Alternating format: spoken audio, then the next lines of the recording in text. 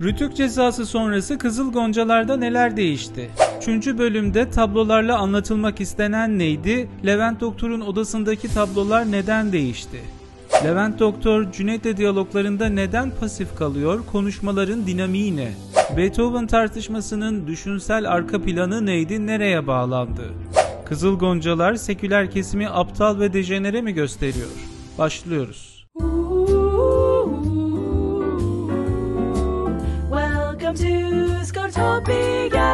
Rütük'ün tarihi boyunca bu denli şikayet alan yapım hatırlamıyorum. Kurumun başındaki Ebubekir Şahin böyle demişti.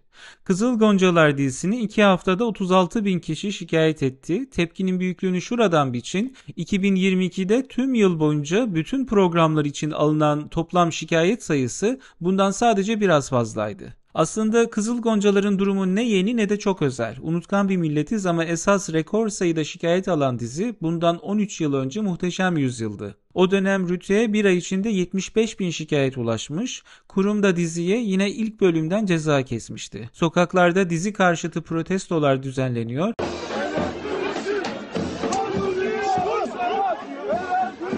Dizinin senaristi Meral Okay ölüm tehditleri alıyordu ve bu nedenle bir dizi senaristi korumayla dolaşmak zorunda kalmıştı. Yani Osmanlıydı, tarikatlardı, bizim tek elimiz olan konuları siz ele alamazsınız. Dizi baştan gerçekçiliği ve sertliğiyle dikkat çekmişti. Cezalar sonrası bu iki özellikle törpülendi. Faniler daha hayali ve kurgusal bir yapıya büründürüldü. Mevcut tarikatlara göndermeler de azaltıldı. Efendi Hazretleri tabiri İsmail Ağa cemaatini çağrıştırdığı için değişti. Mürşit Efendi oldu. Nihayet gelebildik Efendi Hazretlerimizin kapısına. Sizin gelme sebebiniz Mürşit Efendi'nin iradesiyledir. Bizim aklımız Mürşit Efendi'nin cebindedir. Büyük tarikatlar üstüne alınmasın diye fanilerin daha mütevazı ve etkisiz olduğu vurgulandı. 1000 tane tekke ve tarikat var memlekette. Neydi seninki? Faniler abi. Yani bu bahsettiklerin pek nüfusu değiller. Özetle eskiden faniler her tarikattı, şimdi hiçbir tarikat değil denmiş oldu. Laik kesimde de işler değişti. Suavi Bey'in bu kadar elden ayaktan düşmüş gösterilmesine yönelik eleştiriler sonrası o kadar da ölmedik biz hala buradayız mesajı verildi. Suavi Bey'in bir yerlere telefon edip tepeden iş görebildiğini, sadece Alkanlı soyadının bile hala yettiğini gördük. Ben arattım. Kimi? Emniyete. Suavi Alkanlı yazsana telefonunu. Yaz.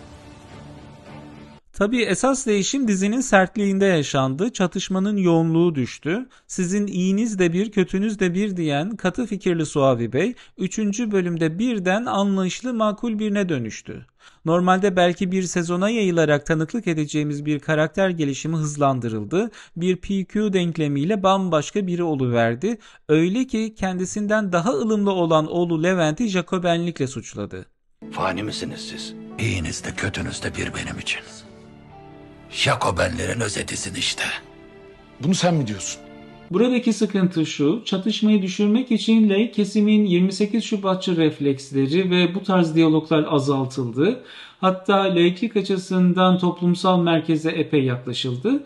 Ama aynı şey tarikat için yapılamadı ve tarikat üzerinden bunu yapmak pek de mümkün gözükmüyor. Meryem üzerinden nazar boncuğu hediyesi, doğum günü kutlaması gibi detaylarla bu verilmeye çalışıldı ama yeni denklem oturmadı henüz. İki kesimden de sert eleştiriler gelince dizide bilindik reflekslere seslenildi. Onlar o kadar kötü değil, bunlar bu kadar öcü değil. O zaman kötü kim? Derinler. Siz kimsiniz? Biz sizi siz, onları onlar yapanlarız. Başka kötü kim? Bizim bir olmamızı istemeyen dış güçler. Kim bu adamlar ya? Gerçek mi Gladyolar, İlluminatiler falan? Sana göre gerçek değil. Yani o iyi bu kötü değil, esas kötü dışarıda diyerek dizi kendini daha güvenli bir alana çekti. Ceza sonrası orası kırpıldı, burası yumuşatıldı ama o kadar sessiz de kalmadı Kızıl Goncalar. Özellikle cezaların ardından yayınlanan ilk bölümde Cüneyd'in yanındakine attığı tokat ve söylediği söz dizi hakkındaki haddini aştı eleştirilerine ve bazı vaizlerin had bildirme çağrılarına bir yanıt niteliğindeydi. Had bildirmeye gelmediniz siz bu aleme. Haddinizi öğrenmeye geldiniz. Üçüncü bölümde tablolar üzerinde duruldu. Cüneyt yeri geldi doğrudan tabloyu sordu. Yeri geldi onun gözlerini takip eden kamerayla tabloları seyrettik. Anlatılmak istenen bir mesaj var ama nedir? Bunu siz mi astınız? Güzel mi? Bölümdeki ilk tablo başhekimin odasında asılı. Cüneyd'in dikkatini çeken bir minyatür.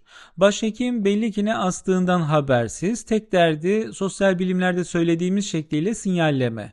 Sinyalleme bir bireyin veya grubun çevresine kendi hakkında bir bilgiyi, bir imajı aktarma çabasını ifade eder. Mesela belli marka termos kullanarak entelektüel bir imaj çizmek, sosyal medyada lüks bir restorandaki masasının fotoğrafını paylaşarak kendini üst sınıftan göstermek gibi. Minyatür tablosu ile de başhekim makamına gelenlere kendi rengini, aidiyetini göstermiş, sinyallemiş oluyor. Fakat bu tablo Hüsrev ile Şirin'in minyatürüdür. Bizde Alişir Nevai'nin farklı yorumuyla bildiğimiz Ferhat ile Şirin'in asıl hikayesi. Efsanelere konu olan Sasani hükümdarı 2. Hüsrev'in haremindeki en gözde kadın Şirin ile birlikte olduğu bir sahne resmediliyor. Tabloda aşıklar harem ortamında diğer cariyeler tarafından anlatılan masalları dinliyor. Burada bahsi geçen İslam öncesi bir Sasani hükümdarı. Ne Osmanlı, ne Müslüman, ne de Türk. Yani ne yerli ne de milli. Daha önemlisi başhekimin odasında neden bir harem sefası tasviri var? Haliyle Cüneyt de sorma ihtiyacı hissediyor. Tablo üzerinden geçmişle kurulan şekilci ve yüzeysel bağ bir eleştiri var. Bölümün devamında karşımıza yeni tablolar çıkıyor. Bu sefer Levent Doktor'un odasında. Dikkat çeken nokta aynı sekans içinde tabloların değişiyor olması. Bakın ilk bu tablo geliyor. Birkaç dakika sonra ise başka bir tablo. Aslında ikinci tablo Cüneyd'in tam karşısındaki duvarda asılı ama ya teknik bir aksaklık ya da özellikle mesajı güçlendirmek için Cüneyt aynı yöne baktığında iki farklı tablo görüyoruz. Tablolar ressam Orhan Umut'un Yüzleşme adlı serisinden. Orhan Umut geçmişle yüzleşmeye çağırıyor ve yeniden doğuşun ancak bu yüzleşme ile mümkün olabileceğini vurguluyor. Bu serginin teması yüzleşme.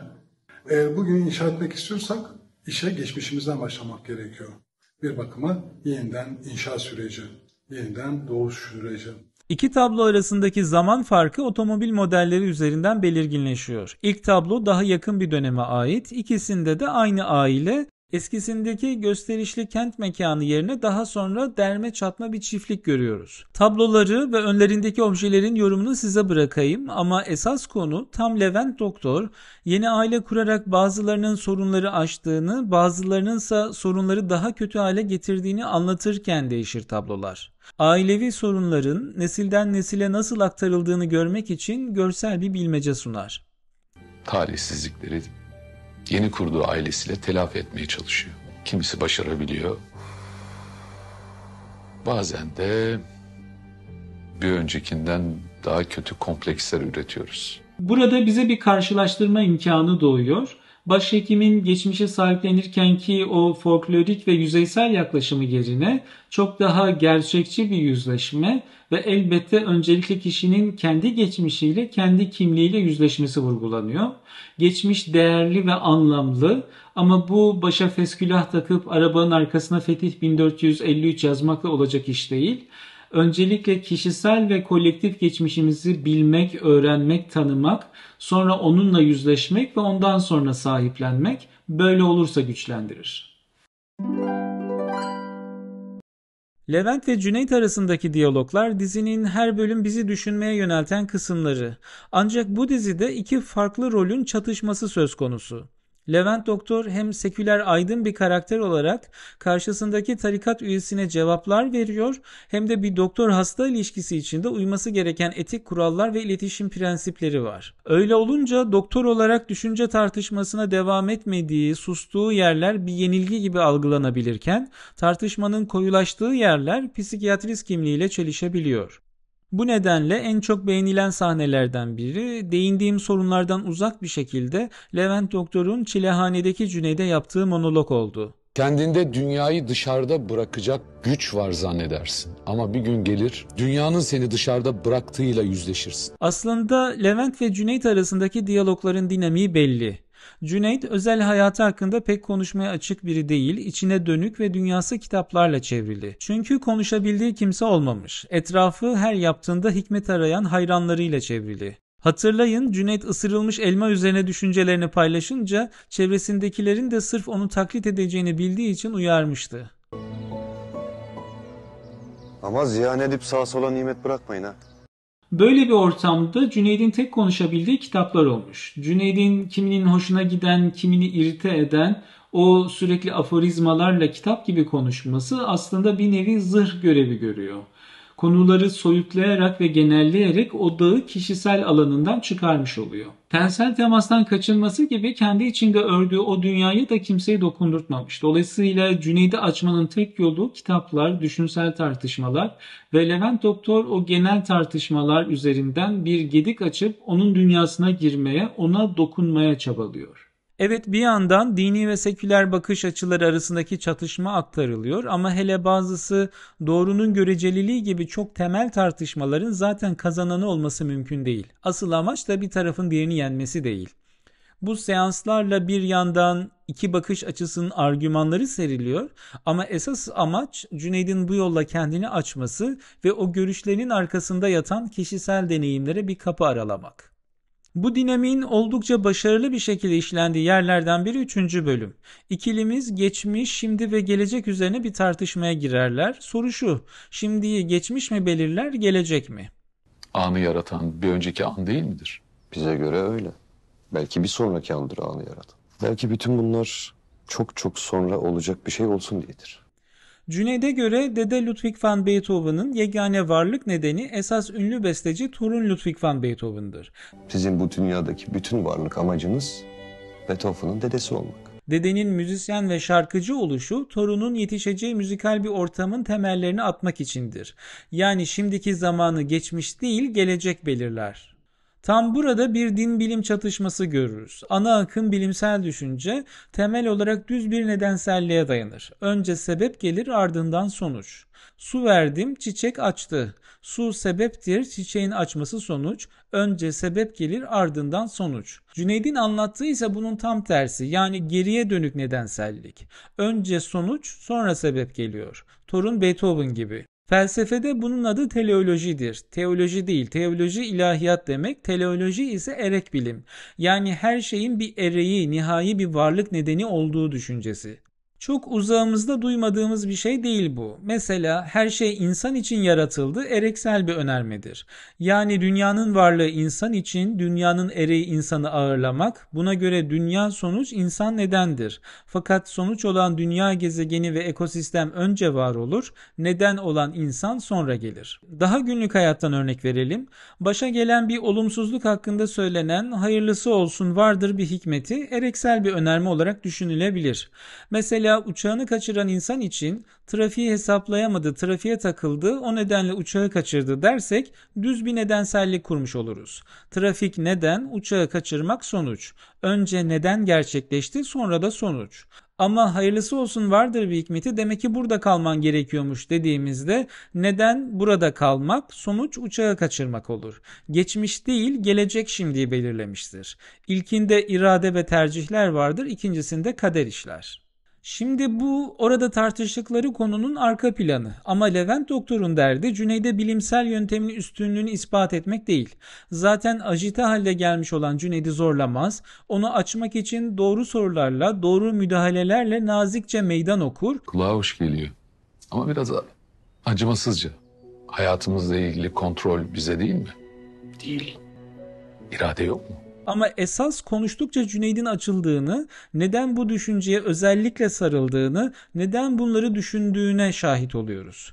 Cüneyd bu şekilde geçmişe hasır altı etmekte, geçmiş üzerine kafa yormamayı ve annesinin yokluğunu mantığa bürümektedir. Annen hakkında neler biliyorsun? Konuşmak istemiyorum şu an. Yani orayı konuşmak istemiyorum.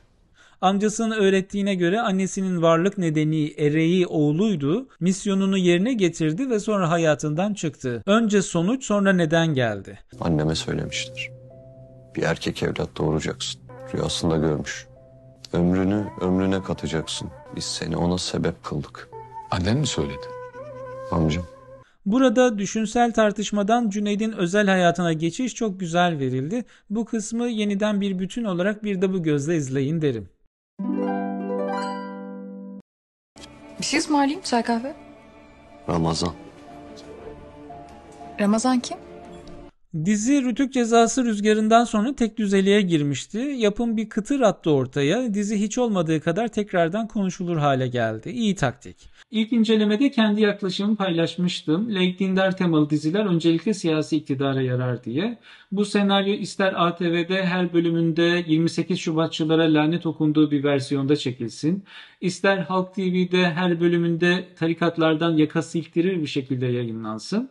Öyle ya da böyle laik dindar konularının ısıtılıp gündeme getirilmesi, bu fay hatlarının diri tutulması bu tanımlamalardan beslenen siyasi aktörlerin işine gelir. Ancak 28 Şubat'ın bakiyesi türde bir laik dindar ayrışması yeni Türkiye'yi tanımlamaz. Zaten dizide çatışmayı verebilmek için ortanın dindarı, ortanın seküleri değil en uçtan karakterler seçilmiş. Böyle yapmasa çatışma yeterince büyük ve gerçekçi olmayacak. Ülkenin %80'i zaten dizinin ana kurgusunda yok. Bu oldukça temel bir eleştiri. Kızıl Goncalar etrafında süregelen tarikatlara saldırılıyor, seküler kesime saldırılıyor tartışmaları ise hem görece indirgemeci hem de zemini zayıf. Çünkü her kesim kendine batırılan iğneyi görüyor, diğerine kör, diğerine her şey müstehak. Mira'nın spontan sohbet içinde Ramazan denince algılayamamasını görüyoruz ama babası Levent Doktor'un İslam tarihinden kutsi hadislere rahatlıkla gönderme yapmasını, Suavi Bey'in ezbere Kur'an'dan alıntı yapmasını ıskalıyoruz. Cüneyd'in albenisi dikkatimizi çekiyor ama tarikatın pedofiliden ensest imasına, evlilik dışı ilişkiden türlü entrikalara bulanmış görüntüsünü unutuyoruz. Cümleleri tersten de kurabiliriz tabii ki. Ancak çok temel bir sıkıntı var. Aslında dizide iki taraf birbirinin izdüşümü gibi kurgulanıyor. Birgül ve Hande gibi. İkisi de kendi cemaatlerinden aforoz edilmiş, kardeşleriyle ilişkileri sıkıntılı, genç bekar kadınlar. Pek çok karakterin böyle karşı tarafta bir benzeri var. Ama fanilerdeki Sadi Hüdayi ve Cüneyt gibi karizmatik karakterlere Alkanlar içinde eşdeğer bir ismin bulunmaması bu denkliğin bozulduğu noktalardan biri ve pek çok eleştirinin de kökeni. Suavi Bey bilge bir karakter olarak öne çıksa da onun yatağa bağlı ölümü bekleyen hali daha çok şefkat uyandırıyor. Levent Doktor ise hayata karşı hayli yorgun bir figür. Cüneyt tarikatta her olup biteni öğrenirken, sorun çözerken Levent Doktor kendi evinde Mira'nın yaptıklarından bile habersiz, pek de bir şey başarabilmiş gözükmüyor. Dizi aslında sosyolojik anlamda cemaat ve cemiyet hayatını karşılaştırıyor. Herhangi bir sosyolojiye giriş ders kitabını açın ve karşılaştırmadaki maddeleri birebir fanilere ve Alkanlılara uygulayın. Cemaat katı geleneksel, cemiyet esnek çoğulcu modern yapıdır. İlkinde dayanışma ve yakın iç içe ilişkiler esastır ki fanilerde kişisel alan diye bir şey zaten yoktur. İkincisinde ise özgürlük ve kişisel alanların çizilmesi, Hande'nin ısrarla hatırlattığı gibi. Bunun devamı olarak cemaatte aile bağları önemli, cemiyette birey ve bireysellik. Aynı bölümde Feyza babası tarafından evlendirilirken Hande özel yaşamına ilişkin sorular karşısında abisini durduruyor. İlkinde ortak değerler öne çıkar, fanilerde kıyafetler bile neredeyse aynıdır. İkincisinde çeşitlilik temeldir ki bu zenginlik de olabilir, çatışmalara da neden olabilir. Cemaatler kendi kendine yeten kapalı yapılardır. Faniler Cumhuriyeti'nde olduğu gibi. Cemiyet ise dış dünyayla etkileşime açık, hatta dış kaynaklara bağımlıdır. Bakın akademik tanımı uyguladığımızda cuk diye oturuyor ve hikayenin baştan nasıl kurgulandığını görüyoruz zaten. Diziyi artısıyla eksisiyle bir bütün olarak hem anlamaya çalışarak hem de eleştirerek izlemekte fayda var. Konular bitmedi ama süre bitti. Devam edeceğiz.